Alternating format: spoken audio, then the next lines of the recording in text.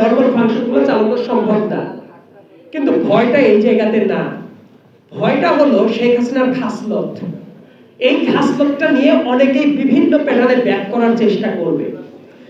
Cultural fascist যারা ছিল তারাও দেখবেন এখন নিজস্ব কায়দায় নিজস্ব স্পিনিং এর মাধ্যমে মানুষকে অনেকভাবে মতিভ্রম করার চেষ্টা করছে।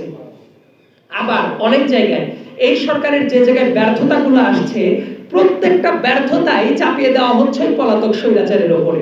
রিসেন্ট সময়ে হাতে গুনে গুনে আমি দেখিয়ে দিতে পারবো যে স্বরাষ্ট্র উপদেষ্টার কি পরিমাণ নির্লজ্জপনা ছিল, স্বাস্থ্য উপদেষ্টার কি পরিমাণ নির্লজ্জপনা ছিল, সরকারের কি পরিমাণ ব্যর্থতা ছিল। হাজার হাজার জায়গায় তারা যেভাবে নিজেদের কাজকে বাজেভাবে জাস্টিফাই করছে, তারা নিজেদের কাজের দায় না নিয়ে এমন ভাবে চাপিয়ে দিচ্ছে এগুলো পলাতক স্বৈরাচারেরই করা। অবশ্যই পলাতক স্বৈরাচারের ব্যাপারে কারো কোনো সফট কর্নার থাকা উচিত না, ফুল স্টপ।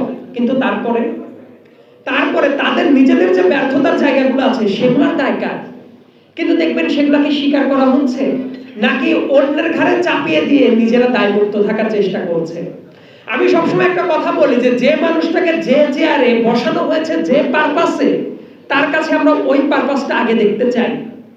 লেটস সে বাংলাদেশের ক্রিকেটাররা যারা আছে খেলার মাঠে জঘন্যতম পারফরম্যান্স করলো, কিন্তু বাইরে এসে বললো আমি খুব ভালো মানুষ, আপনারা কি হাততালি দিবেন নাকি বলবেন যে বেটা তুমি ক্রিকেট খেলতে গিয়ে তোমার কাজটা পারো না, তুমি ভালো মানুষ কি খারাপ মানুষ সেটা হলো পরের কথা।